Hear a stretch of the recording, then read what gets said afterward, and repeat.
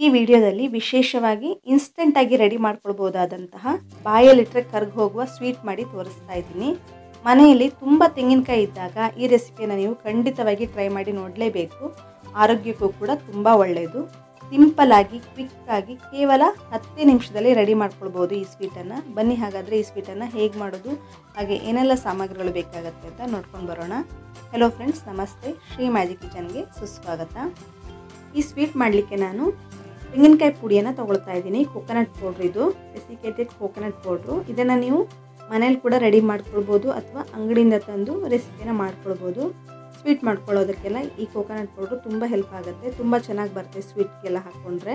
ಮನೇಲಿ ಮಾಡ್ಕೊಳ್ಳೋದಾದರೆ ಹಸಿ ತೆಂಗಿನಕಾಯಿನ ಬಿಸಿಲಲ್ಲಿ ಒಣಗಿಸ್ಬಿಟ್ಟು ಬ್ರೌನ್ ಪೋರ್ಷನನ್ನು ತೆಗೆದು ಅದನ್ನು ಪೌಡ್ರ್ ಮಾಡಿಕೊಂಡ್ರೆ ಕೋಕೋನಟ್ ಪೌಡ್ರು ರೆಡಿ ಆಗುತ್ತೆ. ನಂತರ ಸ್ವೀಟ್ಗಳಲ್ಲೆಲ್ಲ ಇದನ್ನು ಉಪಯೋಗಿಸ್ಕೊಳ್ಬೋದು. ಮೊದಲಿಗೆ ನಾನು ನೋಡಿ ಒಂದು ದಪ್ಪ ತಳದ ಪಾತ್ರೆಗೆ 1 ಟೇಬಲ್ ಸ್ಪೂನ್ ತುಪ್ಪವನ್ನು ಹಾಕ್ಕೊಂಡು ತುಪ್ಪವನ್ನು ಕಾಯಿಸ್ಕೊಳ್ತಾ ಇದ್ದೀನಿ. ತುಪ್ಪ ಚೆನ್ನಾಗಿ ಕರಗಬೇಕು. ತುಪ್ಪ ಚೆನ್ನಾಗಿ ಕರಗಿದೆ. ಇದಕ್ಕೆ ನಾನು ಕೋಕೋನಟ್ ಪೌಡ್ರನ್ನ ಹಾಕ್ಕೊಳ್ತಾ ಇದ್ದೀನಿ.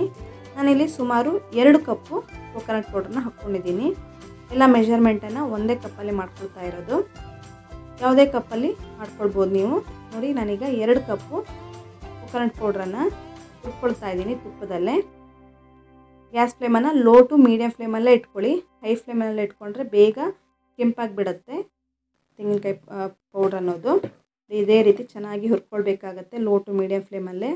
ಕಲರ್ ಚೇಂಜ್ ಆಗಬಾರ್ದು, ಇದೇ ರೀತಿ ವೈಟ್ ಕಲರ್ ಇರಬೇಕಾಗತ್ತೆ. ಸುಮಾರು 1 ನಿಮಿಷದ ನಂತರ ಒಳ್ಳೆ ಘಮ ಬರಲಿಕ್ಕೆ ಸ್ಟಾರ್ಟ್ ಆಗುತ್ತೆ ತೆಂಗಿನಕಾಯಿದು. ಆವಾಗ ಇದಕ್ಕೆ ನೀವು 1 ಕಪ್ ಆಗೋಷ್ಟು ಹಾಲನ್ನು ಹಾಕ್ಕೊಳ್ಬೇಕಾಗತ್ತೆ. ಕಾಯಿಸಿ ತಣ್ಣಗಾದಂತಹ ಹಾಲನ್ನೇ ಸೇರಿಸ್ಕೊಳ್ಳಿ. ಆದಷ್ಟು ಗಟ್ಟಿ ಹಾಲನ್ನೇ ಉಪಯೋಗಿಸ್ಕೊಳ್ಳಿ, ತುಂಬ ಚೆನ್ನಾಗಿ ಬರುತ್ತೆ ಸ್ವೀಟು. ಈಗ ಹಾಲನ್ನು ಹಾಕ್ಕೊಂಡಿದ್ದೀನಿ. ಇದನ್ನು ಚೆನ್ನಾಗಿ ಮಿಕ್ಸ್ ಮಾಡ್ಕೊಳ್ಳಿ. ಚೆನ್ನಾಗಿ ಮಿಕ್ಸ್ ಆಗಬೇಕು ತೆಂಗಿನಕಾಯಿ ಪೌಡ್ರ್ ಹಾಗೆ ಹಾಲು. ಇದು ಕಾಣಿಸ್ತಿರ್ಬೋದು. ನೀವು ಜಾಸ್ತಿ ಹಾಲನ್ನು ಹಾಕ್ಕೊಂಡ್ರೂ ಪರವಾಗಿಲ್ಲ, ಆದರೆ ಇದು ಚೆನ್ನಾಗಿ ಗಟ್ಟಿಯಾಗಬೇಕು. ಅಲ್ಲಿ ತನಕ ಇದನ್ನು ಚೆನ್ನಾಗಿ ಮಿಕ್ಸ್ ಮಾಡ್ಕೊಳ್ಳಿ. ಈ ರೀತಿ ಚೆನ್ನಾಗಿ ಮಿಕ್ಸ್ ಮಾಡ್ಕೊಳ್ತಾ ಬನ್ನಿ. ಹಾಲನ್ನೆಲ್ಲ ತೆಂಗಿನಕಾಯಿ ಪೌಡ್ರ್ ಹೀರ್ಕೊಂಡು ಗಟ್ಟಿಯಾಗಬೇಕು. ನೋಡಿ, ಈಗ ಚೆನ್ನಾಗಿ ಮಿಕ್ಸ್ ಆಗಿದೆ. ಹಾಲನ್ನೆಲ್ಲ ಚೆನ್ನಾಗಿ ಹೀರ್ಕೊಂಡಿದೆ. ಈ ಸ್ವೀಟನ್ನು ನೀವು ಹಬ್ಬಕ್ಕೆ ಅಥವಾ ವಿಶೇಷ ಸಂದರ್ಭಕ್ಕೆ, ಮನೆಗೆ ಗೆಸ್ಟ್ ಬಂದಾಗ ಸಿಂಪಲ್ಲಾಗಿ ಕ್ವಿಕ್ಕಾಗಿ ಏನಾದರೂ ಸ್ವೀಟ್ ಮಾಡಬೇಕು ಅಂತ ಅನಿಸಿದ್ರೆ ಈ ರೀತಿ ಒಂದು ಸ್ವೀಟನ್ನು ಮಾಡ್ಕೊಳ್ಬೋದು. ತುಂಬ ಸಿಂಪಲ್ಲಾಗಿ ರೆಡಿ ಮಾಡ್ಕೊಳ್ಬೋದು. ಈಗ ನಾನು ಇದಕ್ಕೆ ಸುಮಾರು ಅರ್ಧ ಕಪ್ ಆಗೋಷ್ಟು ಸಕ್ಕರೆಯನ್ನು ಹಾಕ್ಕೊಳ್ತಾ ಇದ್ದೀನಿ. ಎಲ್ಲ ಮೆಷರ್ಮೆಂಟನ್ನು ಸೇಮ್ ಕಪ್ಪಲ್ಲೇ ಮಾಡ್ಕೊಂಡಿರೋದು. ಸ್ವೀಟ್ ನಿಮಗೆ ಜಾಸ್ತಿ ಬೇಕನ್ಸಿದ್ರೆ ಇನ್ನೊಂದು 2 ಟೇಬಲ್ ಸ್ಪೂನ್ ಆಗೋಷ್ಟು ಸಕ್ಕರೆನ ಹಾಕ್ಕೊಳ್ಬೋದು. ತೆಂಗಿನಕಾಯಿ ಸ್ವಲ್ಪ ಸ್ವೀಟ್ ಇರೋದ್ರಿಂದ ನಾನು ಸಕ್ಕರೆನ ಕಮ್ಮಿಗೆ ಹಾಕ್ಕೊಂಡಿದ್ದೀನಿ. ಈಗ ಇದನ್ನು ಚೆನ್ನಾಗಿ ಮಿಕ್ಸ್ ಮಾಡ್ಕೊಳ್ತಾ ಇದ್ದೀನಿ. ಸಕ್ಕರೆ ಕೂಡ ಚೆನ್ನಾಗಿ ಕರಗಬೇಕು. ನೋಡಿ, ಸಕ್ಕರೆ ಈಗ ಸ್ವಲ್ಪ ಕರಗ್ತಾ ಸ್ವಲ್ಪ ನೀರು ಬಿಡ್ತಾ ಇದೆ. ಸ್ವಲ್ಪ ತೇವಾಂಶ ಆಗಿದೆ. ನೋಡಿ, ಕೋಕೋನಟ್ ಕೂಡ ಕಾಣಿಸ್ತಿರ್ಬೋದು ನಿಮಗೆ ಯಾವ ರೀತಿ ಬಂದಿದೆ ಅಂತ. ಚೆನ್ನಾಗಿ ಬೈಂಡಿಂಗ್ ಆಗ್ತಾ ಇದೆ.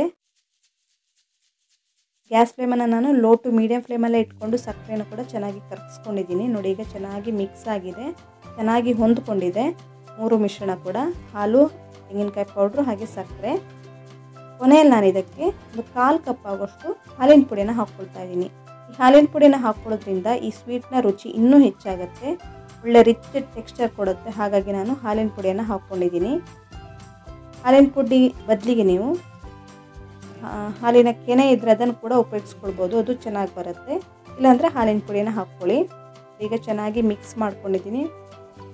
ಒಳ್ಳೆ ಬೈಂಡಿಂಗ್ ಬಂದಿದೆ. ಇದನ್ನೊಂದು ಮುದ್ದೆ ರೀತಿ ಮಾಡ್ಕೊಳ್ಳಿಕ್ಕೆ ಆಗ್ತಾಯಿದೆ. ಒಂದು ಉಂಡೆ ಮಾಡ್ಕೊಳ್ಬೋದು ಇದರಿಂದ, ಆ ರೀತಿ ಆಗ್ತಾಯಿದೆ. ಅಲ್ಲಿ ತನಕ ಚೆನ್ನಾಗಿ ಮಿಕ್ಸ್ ಮಾಡ್ಕೊಳ್ತಾ ಬರಬೇಕು. ಕೇವಲ 10 ರಿಂದ 12 ನಿಮಿಷದಲ್ಲೇ ರೆಡಿ ಆಗುತ್ತೆ ಈ ಸ್ವೀಟು. ನೋಡಿ, ಕಾಣಿಸ್ತಿರ್ಬೋದು ಚೆನ್ನಾಗಿ ಮುದ್ದೆ ಆಗಿದೆ. ಈಗ ಇದನ್ನೀಗ ಕೆಳಗೆ ಇಳಿಸ್ಕೊಳ್ತಾ ಇದ್ದೀನಿ. ಗ್ಯಾಸಿಂದ ಇಳಿಸ್ಬಿಟ್ಟು ಒಂದು ಪ್ಲೇಟ್ಗೆ ಹಾಕ್ಕೊಳ್ತಾ ಇದ್ದೀನಿ. ಪ್ಲೇಟ್ಗೆ ಹಾಕ್ಬಿಟ್ಟು ಸ್ವಲ್ಪ ತಣ್ಣಗಾಗ್ಲಿಕ್ಕೆ ಇಡ್ತಾ ಇದ್ದೀನಿ. ಒಂದು 2 ನಿಮಿಷ ತಣ್ಣಗಾಗಲಿ. ಸ್ವಲ್ಪ ಬಿಸಿ ಇರೋದ್ರಿಂದ ಉಂಡೆ ಮಾಡ್ಕೊಳ್ಳೋಕೆ ಆಗ್ತಾ ಇಲ್ಲ. ಸ್ವಲ್ಪ ಬಿಸಿ ಕಮ್ಮಿ ಆದ ನಂತರ ಇದನ್ನು ನಾನು ಉಂಡೆ ಮಾಡ್ಕೊಳ್ತಾ ಇದ್ದೀನಿ. ಕಂಪ್ಲೀಟಾಗಿ ತಣ್ಣಗಾಗಬೇಕಂತೇನಿಲ್ಲ, ಸ್ವಲ್ಪ ಬಿಸಿ ಕಮ್ಮಿ ಆದರೆ ಸಾಕು. ಇದನ್ನು ಕೈಯಲ್ಲಿ ಮುಟ್ಲಿಕ್ಕಾಗಬೇಕು. ಇಲ್ಲಿ ತನಕ ಇದನ್ನು ತಣ್ಣಗಾಗಲಿಕ್ಕೆ ಇಟ್ಬಿಟ್ಟು ನಂತರ ಇದನ್ನು ಉಂಡೆ ಮಾಡ್ಕೊಳ್ತಾ ಇದ್ದೀನಿ. ಒಂದು ಸ್ಪೂನಿನ ಸಹಾಯದಿಂದ ಸ್ವಲ್ಪ ಮಿಶ್ರಣ ತೊಗೊಂಡು ನೋಡಿ ಈ ರೀತಿ ಚೆನ್ನಾಗಿ ಉಂಡೆ ಕಟ್ಕೊಳ್ತಾ ಇದ್ದೀನಿ. ನಯವಾಗಿ ಉಂಡೆನ ಕೊಟ್ಕೊಳ್ಬೇಕು. ನೋಡಿ, ಈ ರೀತಿ ಚೆನ್ನಾಗಿ ಉಂಡೆನ ಮಾಡ್ಕೊಳ್ಳಿ. ಒಂದು ಚೂರು ಕ್ರ್ಯಾಕ್ಸ್ ಏನೂ ಇಲ್ಲ, ಚೆನ್ನಾಗಿ ಬಂದಿದೆ ಉಂಡೆ. ಇದೇ ರೀತಿ ಎಲ್ಲವನ್ನು ಮಾಡ್ಕೊಳ್ತಾ ಇದ್ದೀನಿ. ನಾನು ಈ ರೀತಿ ಒಂದು ಸ್ಪೂನಿನ ಸಹಾಯದಿಂದ ಮಿಶ್ರಣ ತೊಗೊಳ್ತಾ ಇದ್ದೀನಿ. ಆವಾಗ ಎಲ್ಲದು ಸೇಮ್ ಸೈಜಲ್ಲಿ ಬರುತ್ತೆ. ಅದಕ್ಕೋಸ್ಕರ ಸ್ಪೂನಿನ ಸಹಾಯದಿಂದ ಮಿಶ್ರಣ ತಗೊಂಡು ಉಂಡೆ ಕಟ್ಕೊಳ್ತಾ ಇದ್ದೀನಿ. ಈ ರೀತಿ ನಯವಾಗಿ ಉಂಡೆಯನ್ನು ಕಟ್ಟಿಕೊಂಡು ಒಂದು ಪ್ಲೇಟಲ್ಲಿ ಇಟ್ಕೊಂಡಿದ್ದೀನಿ. ನೀವು ಇದನ್ನು ಹಾಗೇನೂ ಸರ್ವ್ ಮಾಡ್ಬೋದು ಅಥವಾ ಇದರ ಮೇಲ್ಗಡೆ ಸ್ವಲ್ಪ ಕೋಟಿಂಗನ್ನು ಕೂಡ ಮಾಡ್ಕೊಳ್ಬೋದು. ಕೋಕೋನಟ್ ಪೌಡ್ರನ್ನ ಈ ರೀತಿ ಮೇಲ್ಗಡೆ ಕೋಟಿಂಗ್ ಮಾಡ್ಕೊಳ್ಬೋದು. ನೋಡಿ ಕಾಣಿಸ್ತಿರ್ಬೋದು, ಈ ರೀತಿ ಮೇಲ್ಗಡೆ ಕೋಕೋನಟ್ ಪೌಡ್ರನ್ನು ಈ ರೀತಿ ಕೋಟಿಂಗ್ ಮಾಡ್ಕೊಳ್ಳಿ, ತುಂಬ ಚೆನ್ನಾಗಿ ಕಾಣಿಸುತ್ತೆ. ಇದೀಗ ಸರ್ವ್ ಮಾಡಲಿಕ್ಕೆ ರೆಡಿಯಾಗಿದೆ. ಮೇಲ್ಗಡೆ ನೀವು ಇದನ್ನು ಡ್ರೈ ಫ್ರೂಟ್ಸನ್ನು ಇಟ್ಬಿಟ್ಟು ಸರ್ವ್ ಮಾಡಿದರೆ ತುಂಬ ಚೆನ್ನಾಗಿ ಕಾಣಿಸುತ್ತೆ. ನಾನಿಲ್ಲಿ ಚಿಕ್ಕ ಬಾದಾಮ್ ತುಂಡನ್ನು ಇಟ್ಬಿಟ್ಟು ಸರ್ವ್ ಮಾಡ್ತಾ ಇದ್ದೀನಿ. ಒಂದ್ಸಲ ಇದನ್ನು ಟ್ರೈ ಮಾಡಿ ನೋಡಿ. ಕೇವಲ 10ರಿಂದ 12 ನಿಮಿಷದಲ್ಲೇ ರೆಡಿ ಆಗಿಬಿಡುತ್ತೆ. ಬಾಯಲ್ಲಿಟ್ಟರೆ ಕರ್ಗಿ ಹೋಗಿಬಿಡುತ್ತೆ, ಅಷ್ಟು ರುಚಿಯಾಗಿರುತ್ತೆ. ಸ್ವೀಟ್ ಅಂಗಡಿಗಳಲ್ಲಿ ಸಿಗುವಂತಹ ಸ್ವೀಟನ್ನು ಸಿಂಪಲ್ಲಾಗಿ ಮನೆಯಲ್ಲೇ ರೆಡಿ ಮಾಡ್ಕೊಳ್ಬೋದು. ಒಂದ್ಸಲ ಇದನ್ನು ಟ್ರೈ ಮಾಡಿಬಿಟ್ಟು ಹೇಗಿದೆ ಅಂತ ನನಗೆ ಕಮೆಂಟ್ ಮಾಡಿಬಿಟ್ಟು ಹೇಳಿ.